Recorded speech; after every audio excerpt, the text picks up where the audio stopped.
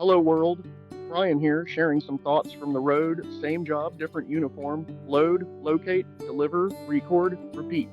Hopefully we learn something together, or at least kill some time.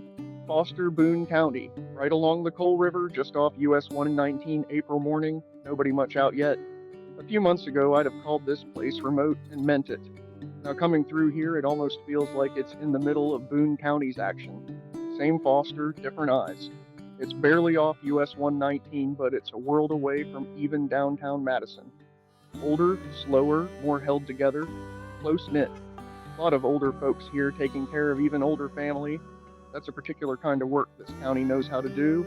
Younger people still around too, but most are figuring out how to get out unless they've already decided to stay for the long haul.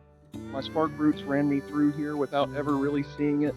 Different now when you're not hauling.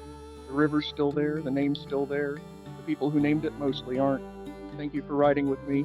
We are in this together. Keep going.